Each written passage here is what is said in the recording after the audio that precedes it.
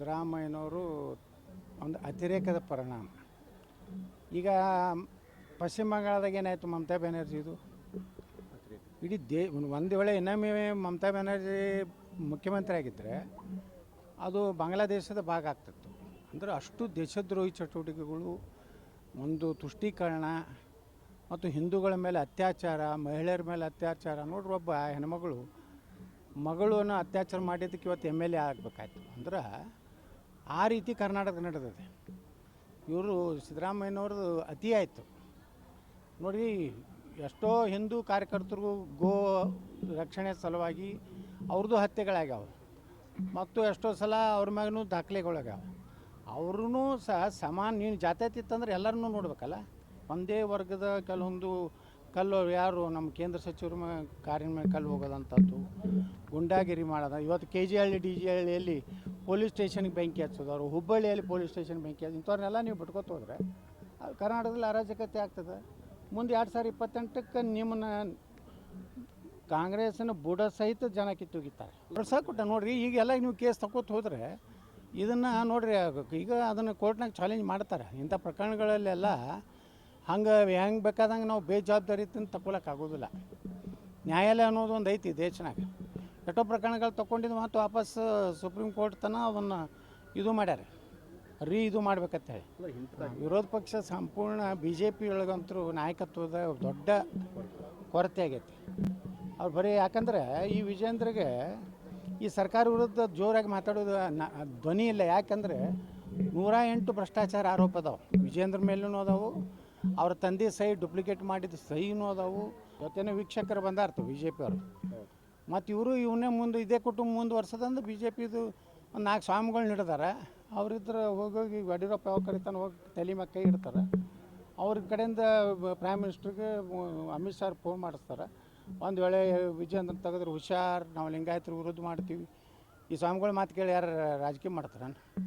BJP ನೋಡಿರಿ, ಈಗ ಯಾರೋ ಪ್ರಾಮಾಣಿಕರು ಬಂದಾರತ್ತು. ಇವತ್ತು ಯಾರೋ ಅವರು ಇಬ್ಬರು ವೀಕ್ಷಕರು ಬಂದಾರೆ. ಬಹುಶಃ ಅವ್ರನ್ನ ಬುಕ್ ಮಾಡ್ಲಿಕ್ಕೆ ಆಗೋದಿಲ್ಲ ಯಡಿಯೂರಪ್ಪ ವಿಜೇಂದ್ರಗೆ, ಹಂಗೆ ಅನ್ನಿಸ್ತೈತೆ ನನಗೆ. ಸುದ್ದಿ ಬಂದ ಪ್ರಕಾರ ಇವ್ರು ಸ್ಟ್ರಿಕ್ಟ್ ಅದಾರೆ. ಈಗ ಬಂದವರು ಈಗೇನು ರಾಷ್ಟ್ರೀಯ ಸಹ ಪ್ರಧಾನ ಸಂಘಟನಾ ಏನು ಬಂದಾರಲ್ಲ, ಅವರು ಇನ್ನೊಬ್ಬರು ನಮ್ಮ ದೊಡ್ಡ ರಾಜ್ಯಸಭಾ ಸದಸ್ಯರಿದ್ರು, ವರ್ಷದವರು. ಇಬ್ಬರು ಪ್ರಾಮಾಣಿಕರದಾರ. ಅವರು ಏನಾರೇ ಪ್ರಾಮಾಣಿಕವಾಗಿ ಈ ಕರ್ನಾಟಕದ ಪರಿಸ್ಥಿತಿ ಕೊಟ್ಟರೆ ಕರ್ನಾಟಕದಲ್ಲಿ BJP ಉಳಿತೈತೆ. ಮತ್ತು ಇದೇ ಭ್ರಷ್ಟ ಕುಟುಂಬನೇ ಮುಂದುವರ್ಸಿದ್ರೆ BJPನೂ ಈಗ ನನಗೇನು ಮಾತುಕತೆ ಆಗಲ್ಲ. ಬರೀ ಇವರು ಏನು ಮಾಡ್ಯಾರ, ಒಂದು 35 ಮಂದಿನ ಅಟ್ಟೆ ಸೆಲೆಕ್ಷನ್ ಮಾಡ್ಯಾರ. ಹಂಗೆ ಮಾಡಬಾರ್ದು.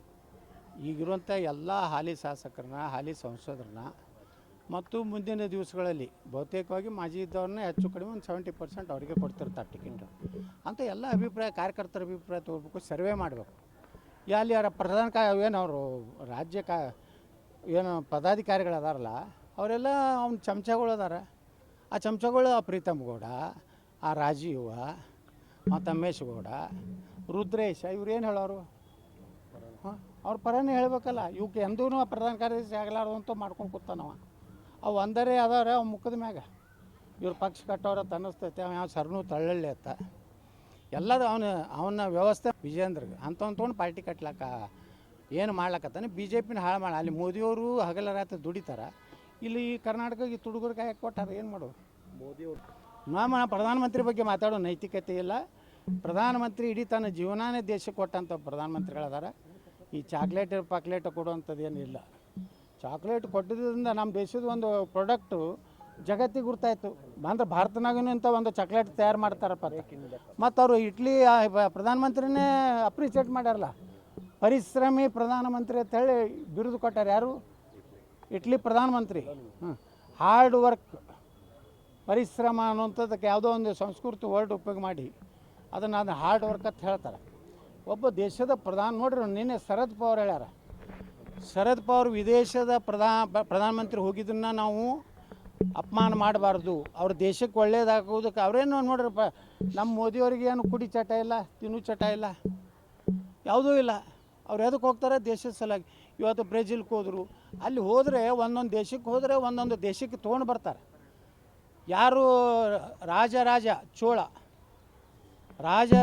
ಚೋಳನ ಕಾಲದಲ್ಲಿ 1016ನೇ ಇಸ್ವಿಯಲ್ಲಿ ಅವರ ಇತಿಹಾಸ ಇವತ್ತು ತಮಿಳ್ನಾಡ್ದಾಗೇನು ಸಂಸ್ಕೃತ ಅಂದ್ರೆ ಅವ್ರ ವಿರೋಧಿಗಳು, ಅಲ್ಲಿಂದ ಸನಾತನ ಧರ್ಮದ ವಿರೋಧಿಗಳು ಏನೊಂದು ಇದೆ.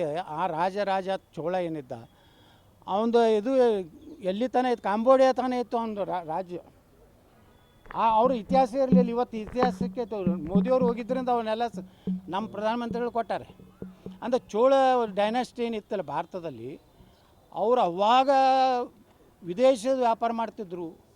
ಚೋಳ ರಾಜ ಕಟ್ಟಿದಂಥ ಆ ದೇವಸ್ಥಾನ ನೋಡಿದ್ರೆ ಇವತ್ತು ಅದ್ರ ಮ್ಯಾಗಿನ ಗುಮ್ಟ ಹೆಂಗೆ ಇವತ್ತಿನ ಇಂಜಿನಿಯರ್ಸ್ಗಳಿಗೆ ಸಹಿತ ಚಾಲೆಂಜ್ ಐತಿ. ಇದು ಹೆಂಗೆ ಇದನ್ನು ಸುಮಾರು 500 ಟನ್ನೇನು ಒಂದು ಗುಮ್ಮಟದ ಮ್ಯಾಗ ಎಷ್ಟೋ ಎತ್ತರ ಐತೆ. ಅಂದ್ರೆ ಆ ರಾಜಂದು ಏನು ಕಲ್ಪನೆ ಇತ್ತಂದ್ರೆ ಇಡೀ ಜಗತ್ತಿನಲ್ಲಿ ನಾ ಕಟ್ಟಿದಂಥ ದೇವಸ್ಥಾನದ ಎತ್ತರ ಇರ್ಬೇಕಂತ. ಅಂಥ ರಾಜನ ಇತಿಹಾಸ ಇವತ್ತು ನಮ್ಗೆ ಗೊತ್ತಾಗಿದೆ. ಆ ರಾಜನ ಕಾಲಕ್ಕೆ ತಮಿಳು ಸಂಸ್ಕೃತ ಎರಡೂ ಭಾಷೆಗೆ ಗೌರವ ಕೊಟ್ಟಂತ ಇಂಥದ್ದೆಲ್ಲ ಪ್ರಧಾನಮಂತ್ರಿಗಳು ತೊಗೊಂಡು ಬಂದಾರೆ. ಅದೇನು ಸಾಫ್ಟ್ವೇರ್ನಾಗ ನೀವು ಏನು ಬೇಕಾದ ಫಾಲೋವರ್ ಮಾಡ್ಕೋಬೋದಲ್ಲ.